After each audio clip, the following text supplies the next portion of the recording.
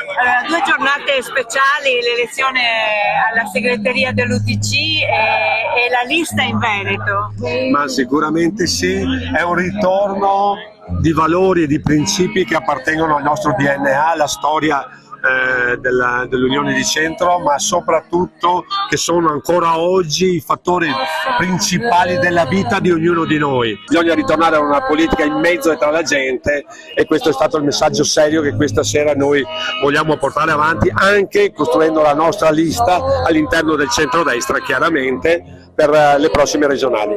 Quindi questa lista del centro come si posizionerà rispetto agli alleati, visto la situazione attuale? Ma intanto è una lista che all'interno del centrodestra rappresenterà tutta quell'area di centro importante che oggi manca, dove ci sono valori e principi, con l'attenzione in modo particolare con te, ma la persona al centro.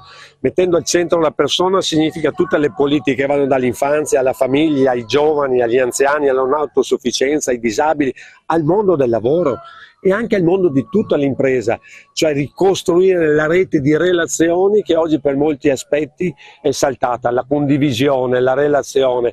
Non ci sono simboli questa sera, però abbiamo visto dei manifesti che parlano di un ritorno allo spirito perlomeno della Democrazia Cristiana. Sì, sicuramente questa sera abbiamo voluto fare un appello, vorrei dire, a chi ci crede, chi ha questo DNA, a chi ci crede a questo tipo di politica. E chiaramente noi lo presenteremo con l'Unione del Centro, allargato anche alle liste civiche e tutto questo mondo, proprio per ridare una presenza all'interno della nostra regione di quelli che sono i nostri principi, i nostri valori, ma in modo particolare del modo di fare politica.